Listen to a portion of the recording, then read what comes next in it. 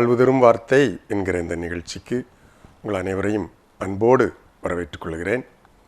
இயேசுவின் சீஷன் ஊழியங்கள் சார்பாக ஒவ்வொரு வாரமும் திங்கட்கிழமை மாலை 7:30 மணிக்கு ஜாய் குட் நியூஸ் டிவி தொலைக்காட்சியிலே ஒளிபரப்பு செய்யப்படுகிற இந்த வாழ்வு தரும் வார்த்தை நிகழ்ச்சியை தொடர்ந்து பார்த்து நீங்கள் பயன்பெற உங்களை அன்போடு கேட்டுக்கொள்கிறேன். இந்த நாளிலும் ஆண்டவருடைய நாம மகிமைக்காக ஒரு குறிப்பிட்ட காரியத்தை குறித்து நாம் தியானிக்க இருக்கிறோம். பொதுவாக இந்த வாழ்வு தரும் வார்த்தை நிகழ்ச்சியிலே சில வாக்குத்தத்தமான செய்திகள், சில எச்சரிப்பின் செய்திகள், ஆறுதலான செய்திகளை நான் பகிர்ந்து கொள்வதுண்டு. இந்த நாளிலே சற்று வித்தியாசமாக ஒரு விழிப்புணர்வு செய்தி, ஒரு அவேர்னஸ் மெசேஜை நான் பகிர்ந்து கொள்ளலாம் என்று ஆசைப்படுகிறேன். வேறு ஒன்றும் இல்லை. சில காரியங்களிலே நாம் தவறாக புரிந்திருப்போம். சில காரியங்களிலே அவைகளை குறித்து நமக்கு தவறான ஒரு புரிந்து கொள்ளுதல் மனநிலை இருக்கும். அதை சரி செய்யும் விதமாக இந்த நாளிலே ஒரு குறிப்பிட்ட காரியத்தை குறித்து நான் உங்களோடு கூட பகிர்ந்து கொள்ள ஆசைப்படுகிறேன். அதற்கு ஆதாரமாக ஏசாயா தீர்க்கதரிசியின் புஸ்தகம் 56வது அதிகாரம் 4-5 வசனங்களை நான் வாசிக்கிறேன். ஏசாயா 56:4-5. என் ஓய்வு நாட்களை ஆசரித்து எனக்கு இஷ்டமானவைகளை தெரிந்து கொண்டு என் உடன்படிக்கையை பற்றி கொள்ளுகிற அன்னகர்களை குறித்து கர்த்தர் சொல்லுகிறது என்னவென்றால், நான் அவர்களுக்கு என் ஆலயத்திலும் என் மதில்களுக்குள்ளும் குமாரருக்கும் குமாரத்திகளுக்கும் உரிய இடத்தையும் கீர்த்தியையும் பார்க்கிலும் உத்தம இடத்தையும் கீர்த்தியையும் கொடுப்பேன். என்றும் அழியாத நித்திய நாமத்தை அவர்களுக்கு அருளுவேன். அன்னகர்களின் ஆண்டவர், இதுதான் இந்த நாளிலுடைய செய்தியின் தலைப்பு. நாம் ஆராதிக்கிற தேவன் வானத்தையும் பூமியையும் சிருஷ்டித்த சர்வ வல்லமையுள்ள தேவன். வானத்தையும் பூமியையும் மட்டுமல்ல, அண்ட சராசரங்களையும் சிருஷ்டித்த சர்வ வல்லமையுள்ள தேவனை நாம் ஆராதிக்கிறோம். இந்த பூமியை மாத்திரமல்ல, பூமியை விட 1000 மடங்கு பெரிய நட்சத்திரங்கள், அப்படி 1000 நட்சத்திரங்களை சிருஷ்டித்து முழு சராசரத்தையும் அண்ட சராசரத்தையும் ஆளுகை செய்து கொண்டிருக்கிற ஆண்டவர் தான் நாம் ஆராதிக்கிறவர். அவர் இந்த பூமியானது ஒழுங்கின்மையும் வெறுமையுமாய் மாற்றப்பட்டிருந்த சூழ்நிலையிலே ஆதியாகமம் 1ஆம் அதிகாரத்தில் நான் வாசிக்கிறபடி மறுபடியும் அதை நேர்த்தியாக சிருஷ்டித்தார். மனிதனுக்கு தேவையான எல்லாவற்றையும் சிருஷ்டித்துவிட்டு அதன் பிறகு மனிதனையும் அவர் சிருஷ்டித்தார்.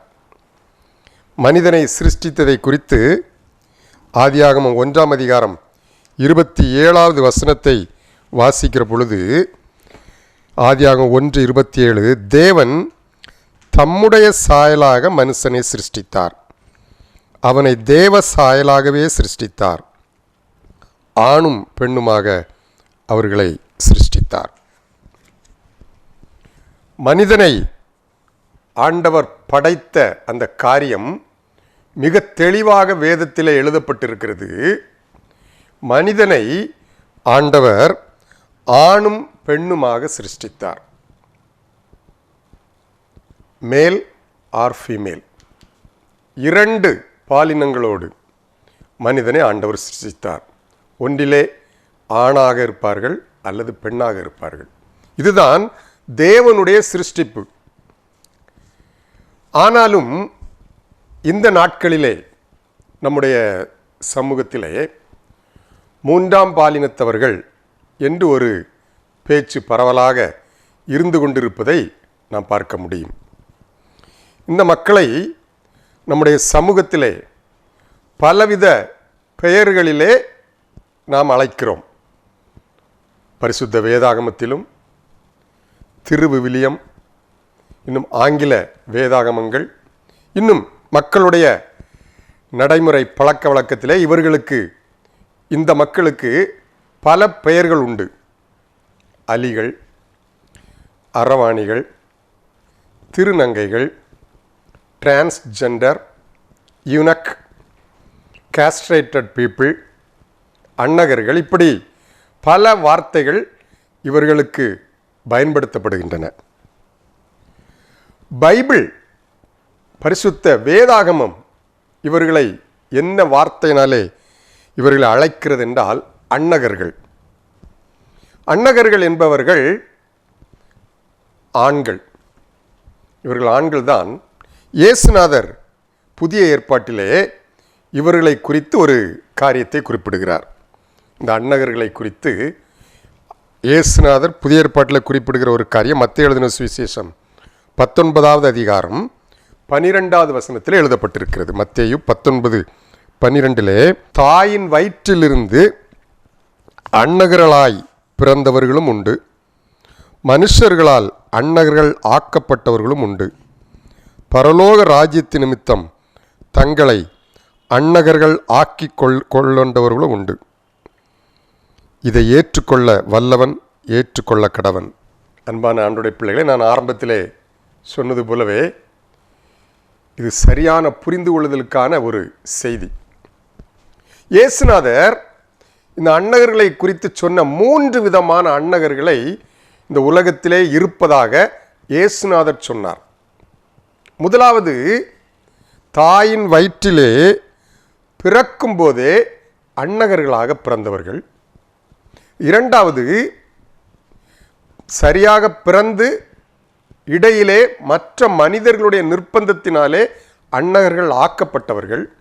மூன்றாவது, சரியாகத்தான் பிறந்தார்கள், தங்களை தாங்களே ஏதோ ஒரு காரணத்திற்காக அன்னகர்கள் ஆக்கி கொண்டவர்கள். இந்த மூன்றையும் சற்று கூடுதல் விவரங்களோடு நான் உங்களோடு பகிர்ந்து கொள்ள விரும்புகிறேன். முதலாவது, ஆண்டவர் சொன்னார், இயேசுநாதர் தாயின் வயிற்றில் அன்னகராக பிறந்தவர்கள். இவர்கள் ஒரு ஆணாக பிறக்கிறார்கள், ஒரு முழுமையான ஆண்மகனாக அவர்கள் பிறக்கிறார்கள். ஆனால் பிறக்கும்போது சில குறைபாடுகள், இப்போது நம்முடைய சமூகத்தில் நாம் பார்க்கிற பொழுது சில குழந்தைகள் பிறக்கும்போதே ஊனமுற்றவர்களாக பிறப்பதுண்டு, சிலர் கண் பார்வை இல்லாதவர்களாக பிறப்பதுண்டு, செவித்திறனற்றவர்களாக பிறப்பதுண்டு. இப்படி பல குறைபாடுகளோடு பிறக்கிற குழந்தைகளைப் போல சில ஆண் குழந்தைகள் பிறக்கும்போதே இப்படி ஒரு குறைபாடோடு பிறக்கிறார்கள். வேறொன்றுமில்லை, ஆண்மை தன்மை குறைவோடு பிறக்கிறார்கள். இவர்கள் வளர்ந்து ஆண்களாகவே வளருகிறார்கள். ஆனாலும் இவர்களுக்கு ஆண்மைத்தன்மை குறைவாக இருக்கும். மாத்திரமல்ல, இனப்பெருக்கம் செய்கிற சக்தி இவர்களுக்கு இருக்காது. இவர்கள் தாயின் வயிற்றிலேயே பிறக்கும்போதே ஏதோ மருத்துவ காரணங்களினாலே, மனிதனுடைய குறைவுகளினாலே, தவறான உணவு பழக்க வழக்கங்கள், இப்படி ஏதோ ஒரு காரணத்தினாலே பிறக்கும்போதே அந்த ஆண் குழந்தை அன்னகராக பிறக்கிறது. இது முதலாவது இயேசுநாதர் சொன்னது. இரண்டாவது இயேசுநாதர் சொன்னார், மனிதர்களால் அன்னகர்கள் ஆக்கப்பட்டவர்கள். இவர்கள் யார்? இவர்கள் முழுமையான ஒரு ஆண் மகனாக பிறக்கிறார்கள், வளர்ந்து வருகிறார்கள். ஆனால் பிற மனிதர்கள் இவர்களை கட்டாயப்படுத்தி இவர்களை அன்னகர்களாக மாற்றுகிறார்கள். குறிப்பாக பழைய ஏற்பாட்டின் காலகட்டங்களிலே ராஜாவின் அரண்மனைகளிலே பணிபுரிகிற ஆண்கள், அரண்மனைகளிலே பணிபுரிகிற ஆண்கள் இப்படி அன்னகர்களாக ஆக்கப்படுவார்கள். காரணம் என்னவென்றால், இளவரசி, அதாவது ராணி மற்றும் அரண்மனை பணிப்பெண்களுக்கு இவர்கள் மூலமாக எந்த ஆபத்தும் ஏற்பட்டுவிடக்கூடாது என்பதற்காக, அவர்களுடைய பாதுகாப்பிற்காக அரண்மனையிலே பணிபுரிகிற முக்கிய பொறுப்பிலே இருக்கிற ஆண்களை வலுக்கட்டாயமாக அன்னகர்களாக மாற்றுவார்கள். குறிப்பாக அது ஒரு மருத்துவ அறுவை சிகிச்சை போன்றது, அவ்வளோதான்.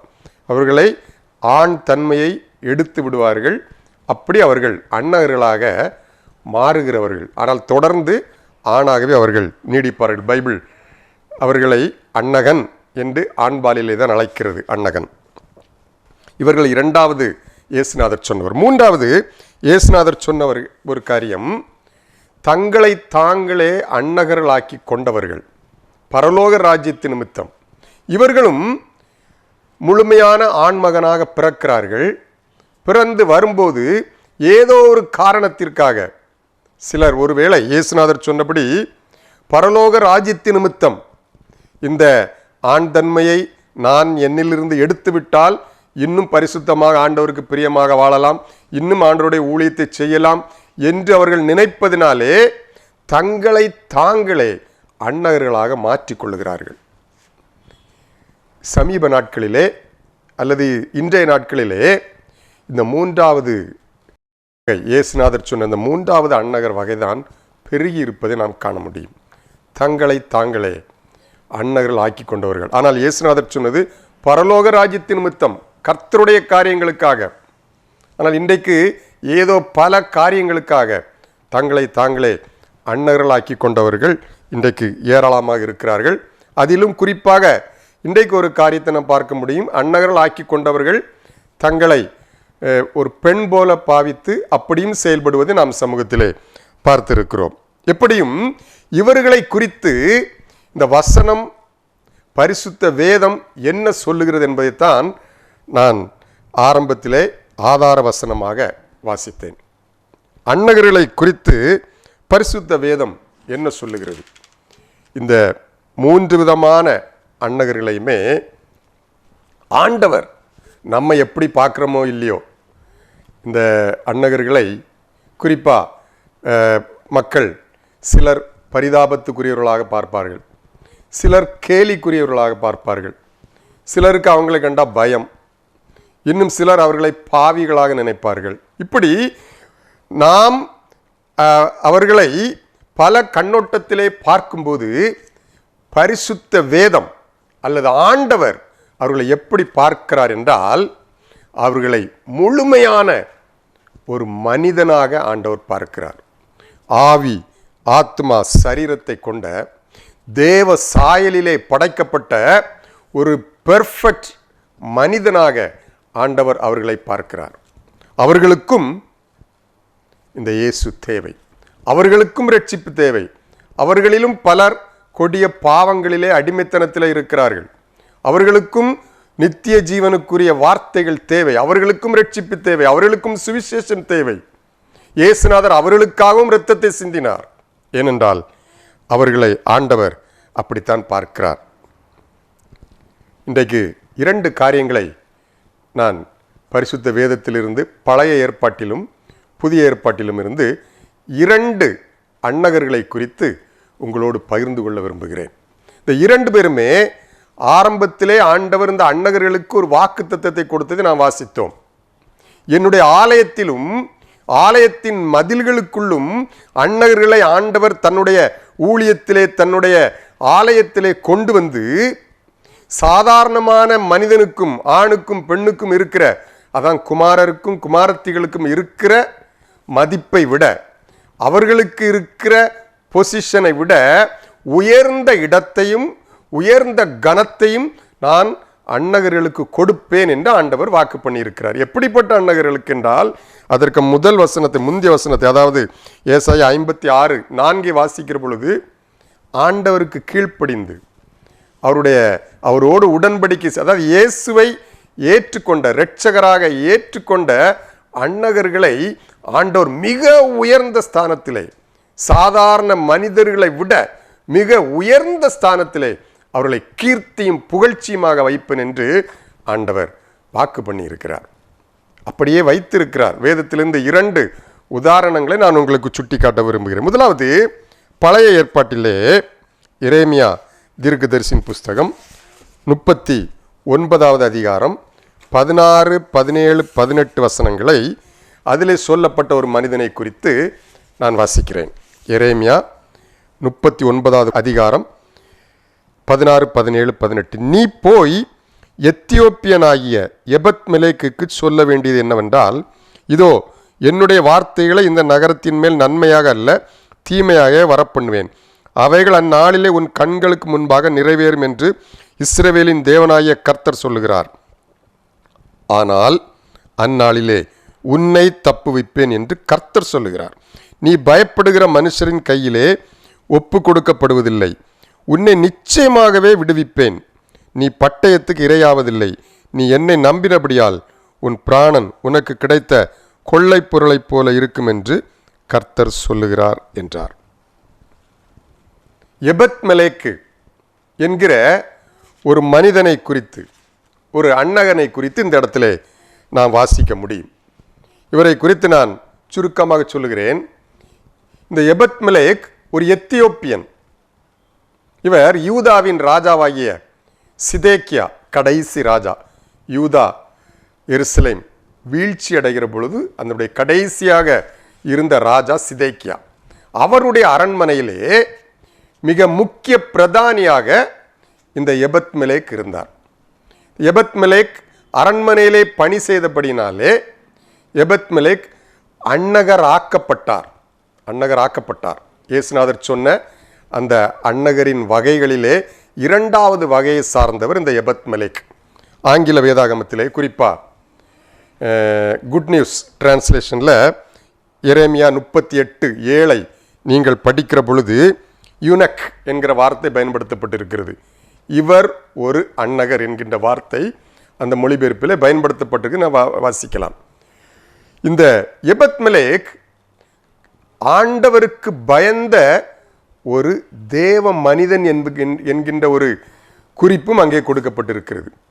இவர் எத்தியோப்பியனாக இருந்தாலும் அன்னகனாக இருந்தாலும் அந்த அரண்மனையிலே பணிபுரிவதோடு மாத்திரமல்ல, தேவனுக்கு பயந்தவன். தேவனுடைய ஊழியத்தையும் ஊழியக்காரரையும் தீர்க்கதரிசிகளையும் கனப்படுத்துகிற ஒரு தேவ மனிதனாக இந்த அன்னகர் இருந்தார். ஒரு முறை எரேமியா தீர்க்கதரிசி கர்த்தர் சொன்ன வார்த்தையை அந்த எருசலேமுக்கு எதிராக அவர் பேச ஆரம்பித்தார். ஆண்டவர் சொன்ன வார்த்தையை எரேமியா தீர்க்கதரிசி பேசின பொழுது அது இவர்களுக்கு எதிராக இருந்தபடினாலே அந்த ராஜாவினுடைய சிதேக்கியா ராஜாவினுடைய முக்கிய மந்திரிகள் 5 பேர் சேர்ந்து என்ன பண்ணாங்க அப்படின்னா, ராஜாவிட்ட போய் இவனை சும்மா விடக்கூடாது, இவன் கொல்லப்பட வேண்டும் என்று சொல்லி எரேமியாவுக்கு விரோதமாக பேசி அப்படியே எரேமியாவை ஒரு தண்ணீர் இல்லாத கிணற்றுக்குள்ளாக போட்டு விட்டார்கள். அங்கே கொஞ்சம் சகதி இருந்தது. எரேமியாவை கிணற்றுக்குள்ளே போட்டு விட்டார்கள். இந்த செய்தியை எபத்மெலேக்கு கேள்விப்படுகிறார்.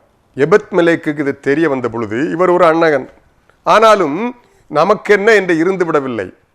இந்த எரேமியாவுக்காக சிதேக்கியா ராஜாவினிடத்திலே போய் அவர் பரிந்து பேசுகிறார். ராஜாவே, அவர் இறந்து போவார், இங்கே உணவு ஒன்றும் சிட்டிக்குள்ளே இல்லை, அவர் மரித்து போவார், உடனடியாக அவரை காப்பாற்ற வேண்டும் என்று சொல்லி எரேமியா தீர்க்கதரிசிக்காக, அந்த தேவ மனிதனுக்காக இவர் ராஜாவினிடத்தில் போய் பரிந்து பேசுகிறார்.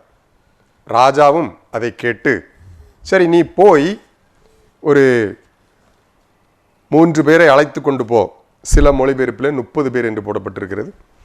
நீ சில மனிதர்களை உன்னோடு கூட அழைத்து கொண்டு போய் அவனை எப்படியாவது வெளியே கொண்டு வந்து விடு, உனக்கு நான் உத்தரவு கொடுக்கிறேன் என்று சொல்லி எரேமியா தீர்க்கதரிசியை கிணற்றிலிருந்து தூக்கி விடுவதற்கு இவர் உத்தரவு கொடுக்கிறார்.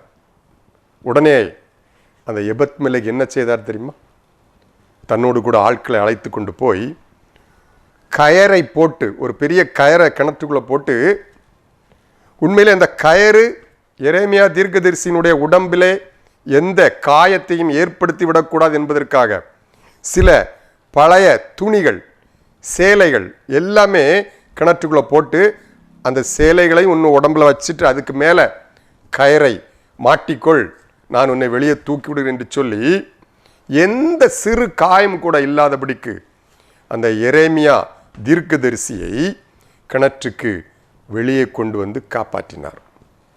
இந்த எத்தியோப்பியனாகிய எபத்மெலேக் என்கின்ற இந்த தேவ மனிதன், இந்த அன்னகர் செய்த அந்த செயலை தேவனாகிய கர்த்தர் மிகுந்த ஆவலோடு, மிகுந்த அங்கீகாரத்தோடு, இதை ஒரு மிகப்பெரிய ஊழியமாக ஆண்டவர் நினைத்து அந்த அன்னகனோடு உடன்படிக்கை செய்கிறார். இதைத்தான் முதல்ல வாசித்தோம் நம்ம. என் ஓய்வு நாளை ஆசரித்து என்னோடு உடன்படிக்கை செய்த அன்னகர்களுக்கு நான் சொல்லுகிறதாவது, அவர்களுக்கு என்னுடைய ஆலயத்திலே நான் கீர்த்தியான இடத்தை கொடுப்பேன் என்று ஆண்டவர் சொன்னார் இல்லையா? அதை இந்த எபத்மெலேக்குக்கு ஆண்டவர் கொடுத்தார். அதைத்தான் நான் வாசித்தேன். ஏனென்றால் தேசம் அழியப் போகிறது.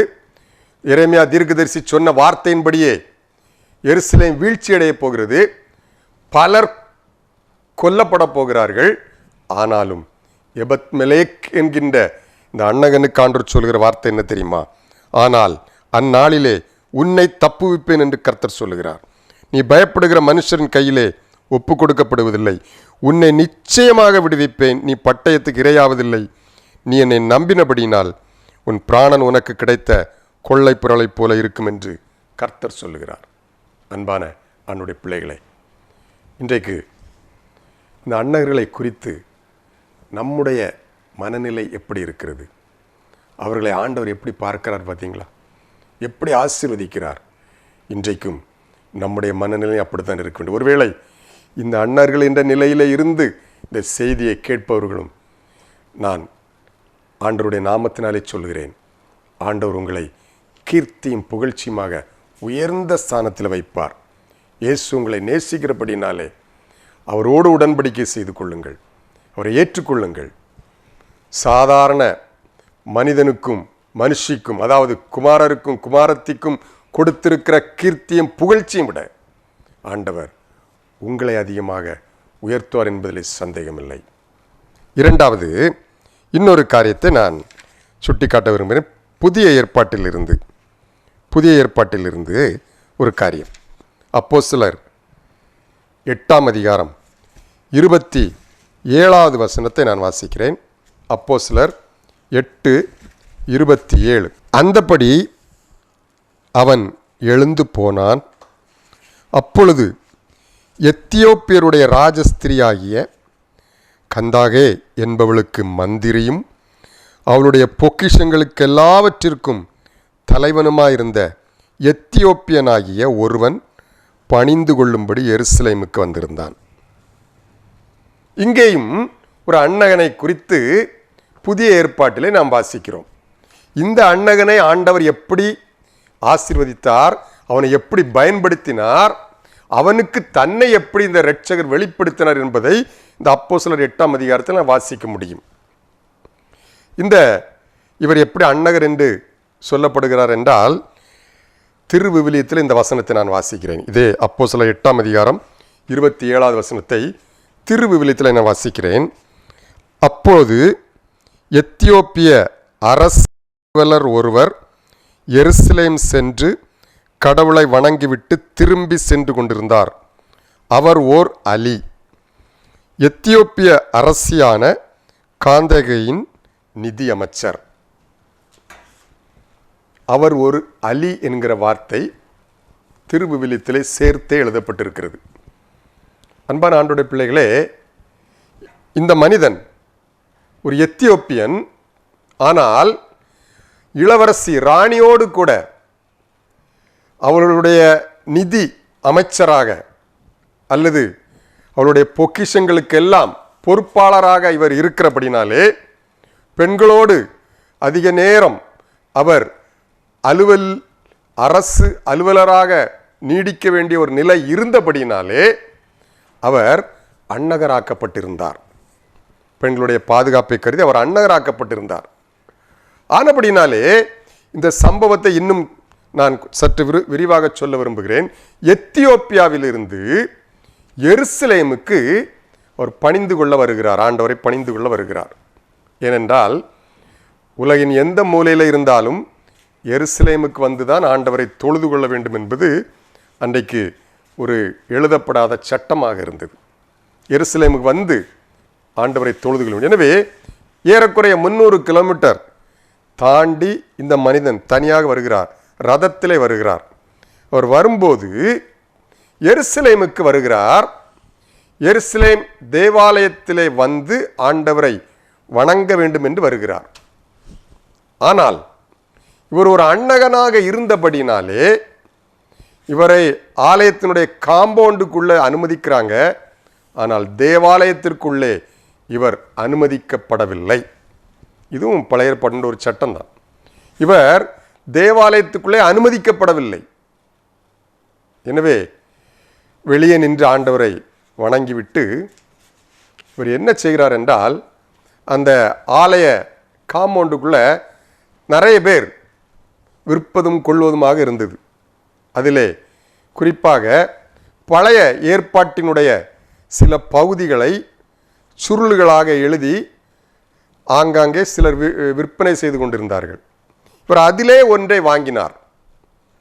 இவர் வாங்கி சரி கிளம்பும்போது சற்று மனவேதனையோடு தான் கிளம்புகிறார். உள்ளே சென்று ஆண்டவரை ஆராதிக்க முடியவில்லை, வணங்க முடியவில்லை என்று சொல்லி சற்று வேதனையோடு ரதத்திலே தன்னுடைய ஊருக்கு திரும்புகிறார். ஊருக்கு திரும்பி ரதத்திலே அமர்ந்து கொண்டு இவருக்கு கிடைத்த, இவர் விலை கொடுத்து வாங்கிய அந்த ஏசாயா தீர்க்கதரிசியினுடைய 53வது அதிகாரத்தின் அந்த தோல் சுருளை எடுத்து படிக்க ஆரம்பிக்கிறார். இவருக்கு ஒன்றுமே புரியவில்லை. இவர் சும்மா ஒரு கடவுளை நான் ஆராதிக்க வந்திருக்கிறேன் என்ற எண்ணத்தோடு வந்தார். ஆனால் இங்கே சொல்லப்பட்டிருக்கிறது சற்று வித்தியாசமாக இருந்தது. தன்னுடைய வாயை திறவாதிருந்தார், அவர் ஒடுக்கப்பட்டிருந்தார். இப்படியெல்லாம் இயேசுநாதரை குறித்து சொல்லப்பட்ட வார்த்தைகளை வாசித்து கொண்டே இருக்கிறார். இப்பொழுது இந்த அன்னகனை குறித்து ஆண்டவர் என்ன நினைக்கிறார் என்றால், அந்த அன்னகனுக்கு தன்னை வெளிப்படுத்த வேண்டும் என்று ஆண்டவர் விரும்புகிறார். உடனே தன்னுடைய ஊழியக்காரனை பிலிப்புட்ட சொல்றார், பரிசுத்த ஆவியானவர், நீ போய் அந்த எத்தியோப்பியனுடைய அந்த ரதத்துக்கிட்ட போய் நீ அவனோடு சேர்ந்து கொள், அதற்கு பிறகு அவனோடு பேசு என்று சொல்லி ஆண்டவர் தன்னுடைய ஊழியக்காரனை அனுப்பின பொழுது பிலிப்பு போகிறார், அவரோடு பேசுகிறார். அவர் வாசித்த அந்த ஏசாயா 53ஆம் அதிகாரத்திலே யாரை பற்றி சொல்லப்பட்டிருந்ததோ, குறிப்பாக சிலுவையில் அறையப்பட்ட இயேசு கிறிஸ்துவை குறித்து, குமாரனாகிய இயேசு கிறிஸ்துவை குறித்து அவருக்கு அவர் விளக்கி காட்டுகிறார். அவருடைய சிலுவை மரணத்தினால் உண்டான மீட்பை குறித்து இந்த அன்னகனுக்கு ஊழியக்காரர் விளக்கி காட்டுகிறார். அவரும் இயேசுவை சந்தோஷத்தோடு ஏற்றுக்கொண்டார், ரட்சிப்பின் அனுபவத்தை பெற்றுக்கொண்டார், திருமுழுக்கு பெற்றுக்கொண்டார், சந்தோஷமாக திரும்பி போனார். வரலாறு சொல்லுகிறது, தன்னுடைய ஊருக்கு போய் இவர் சும்மா இருக்கல, இயேசு கிறிஸ்துவினால் உண்டான ரட்சிப்பை எல்லாருக்கும் பறைசாற்றினார். அநேகருடைய ரட்சிப்புக்கு காரணமாக இந்த அன்னகனை ஆண்டவர் பயன்படுத்தினார். உண்மையிலே ஏன் ஆண்டவர் இந்த ஆளுக்கு போய் தன்னை வெளிப்படுத்த வேண்டும், இவர் மூலமாய் அநேகருக்கு தன்னை வெளிப்படுத்த வேண்டும்? உண்மையிலேயே ஆண்டவர் அவர்களை நேசிக்கிறார். நம்மை எப்படி நேசிக்கிறாரோ அதை போல எந்த குறைவுமின்றி அவர்களையும் ஆண்டவர் நேசிக்கிறார். அன்பான ஆண்டவருடைய பிள்ளைகளே, இந்த அன்னகர்களுக்கு ஆண்டவருடைய ரட்சிப்பு தேவை. அவர்களை ஆண்டவர் ரட்சிக்க விரும்புகிறார். நிறைய பேர், அவர்களிலும் நிறைய பேர் கொடிய பாவங்களுக்குள் அடிமைப்பட்டு கிடக்கிறார்கள். அவர்களுக்கு இயேசு தேவை. அவர்களை ஆண்டவர் ரட்சிக்க விரும்புகிறார், தன்னுடைய ஆலயத்திலே சேர்க்க விரும்புகிறார், அவர்களை பயன்படுத்த விரும்புகிறார். எரேமியாவை போல குழியிலே கிடக்கிற அநேகரை இவர்களை கொண்டு ஆண்டவர் தூக்கிவிட விரும்புகிறார். அநேக ஆயிரம் மக்களுக்கு பிரயோஜனமாக இந்த மக்களை ஆண்டவர் பயன்படுத்த விரும்புகிறார். ஆனால் இன்றைக்கு சமுதாயத்திலே அவர்களுடைய நிலை என்ன? ஓரங்கட்டப்பட்டவர்களாய், இன்னும் கொடிய பாவத்திலே அடிமைப்பட்டவர்களாய், கேலி கிண்டலுக்கு ஆளானவர்களாய் இப்படி இருக்கும்போது நாம் ஒன்றை சிந்தித்துக் கொள்வோம். ஆண்டவர் அவர்களை இப்படி பார்க்கிறார். அவர்களுக்காக இரத்தத்தை சிந்தினாரே, இந்த நாளிலும் நாம் இப்படிப்பட்ட மக்களுக்கு இந்த இயேசுவை கொண்டு செல்ல வேண்டும். எங்களுடைய இயேசுவின் சீஷன் ஊழியத்திலே திருநங்கைகளுக்கு சுவிசேஷம் என்பதும் எங்களுடைய தரிசனங்களிலே ஒன்று. இவர்களுக்கும் சுவிசேஷம் தேவை. இவர்களுக்கும் ஆண்டவர் இவர்களையும் தன்னுடைய ஊழியத்தில் பயன்படுத்த விரும்புகிறார். தன்னுடைய பிள்ளைகளாக, ஊழியக்காரர்களாக ஆண்டவர் அவர்களையும் பயன்படுத்த விரும்புகிறார். இவர்களுக்காக நம்ம ஜெபிப்போம். பாவத்தில் இருக்கிறவர்களிடத்தில் நம்ம ஒருவேளை ஐக்கியமாக இருக்க முடியாது, ஆனால் இவர்களுக்காக ஜெபிக்கலாம். இவர்களுக்காக நம்ம எப்படியாவது இவர்களும் ஆண்டோடைய ரட்சிப்பை பெற்றுக்கொள்ள வேண்டும் என்பதற்காக ஆண்டவரிடத்தில் மன்றாடி திறப்பில் நின்று நாம் ஜெபிக்கலாம். இவர்களுக்கும் சுவிசேஷத்தை அறிவிக்கலாம், இவர்களுக்கும் உதவி செய்யலாம், இவர்களையும் ஆண்டோடைய அன்புக்குள்ளாக கொண்டு வரலாம். இதைத்தான் ஆண்டவர் நம்மிடத்தில் எதிர்பார்க்கிறார். அன்பான ஆண்டோடைய பிள்ளைகளை, அன்னகர்களுக்கு, குமாரருக்கும் குமாரத்திக்கும் உரிய இடத்தையும் கீர்த்தியையும் விட சிறப்பான இடத்தையும் கீர்த்தியையும் கொடுப்பேன் என்று வாக்கு பண்ணியிருக்கிற ஆண்டவர் அப்படியே அதை நிறைவேற்ற விரும்புகிறார். நாமும் இந்த ஆண்டவருடைய திட்டத்திலே இணைந்து கொள்வோம். இவர்களுக்காக ஜெபிப்போம், அவர்களை நேசிப்போம். ஆண்டவர் இந்த வார்த்தைகளால் நம்மை ஆசீர்வதிப்பாராக. ஆமேன். கண்களை மூடி ஜெபிப்போமா? எங்களை நேசிக்கிற நல்ல ஆண்டவரே, அன்னகர்களுக்கும் ஆண்டவராயிருக்கிற உம்மை நாங்கள் துதிக்கிறோம், ஸ்தோத்திரிக்கிறோம். அப்பா ஆண்டவரே, உலகத்தில் சகல சிருஷ்டிக்கும் சுவிசேஷத்தை அறிவிங்கள்னு சொன்னீங்கள் ஆண்டவரே. எல்லாருக்கும் சுவிசேஷம் தேவை, அன்னகர்களுக்கும் தேவை, அவர்களுக்கும் இயேசு தேவை, அவர்களுக்கும் ரட்சிப்பு தேவை. ஆண்டவரே, இந்த நாளிலே அவர்களுக்காக நாங்கள் ஜெபிக்கிறோம். ஆண்டவரே, ஒவ்வொருவரையும் ஆண்டவரே உம்முடைய சிலுவை அன்பினாலே நீர் அரவணைத்துக் கொள்வீராக. அவர்களையும் ஆண்டவரே, கொடிய பாவங்களில் சிக்கியிருக்கிறவர்களை இயேசுவின் நாமத்தினாலே ஆண்டவர் நீர் விடுவிக்கும்படியாக ஜெபிக்கிறோம். உம்முடைய அன்பை உணர்ந்து கொள்ளட்டும் ஆண்டவரே. உம்முடைய ரட்சிப்பை அவர்களை ருசி பார்க்கட்டும். நீர் வாக்கு கொடுத்தபடியே ஆண்டவரே உம்முடைய ஆலயத்திலே அவர்களை நீர் நிறுத்துகிறபடினாலே உமக்கு ஸ்தோத்திரம். ஆண்டவரே, ஒவ்வொருவரையும் ஆசீர்வதிங்க. பாவங்களில் இருந்து அவர்களை மீட்டுக்கொள்ளுங்க ஆண்டவரே. உம்முடைய கரத்தில் அர்ப்பணிக்கிறோம். இந்த செய்தியை அப்படிப்பட்டவர்கள் கேட்டுக்கொண்டிருப்பார்களானால் இந்த நாளிலே பூரண விடுதலை கொடுத்து அவர்களை நீர் கீர்த்தியும் புகழ்ச்சியுமாக வைக்கப் போகிற கிருபைக்காக உமக்கு ஸ்தோத்திரம். எங்களை தாழ்த்தி அர்ப்பணிக்கிறோம். இயேசுவின் நாமத்தில் ஜெபிக்கிறோம். ஜெபம் கேளும் நல்ல பிதாவே. ஆமென். God bless you.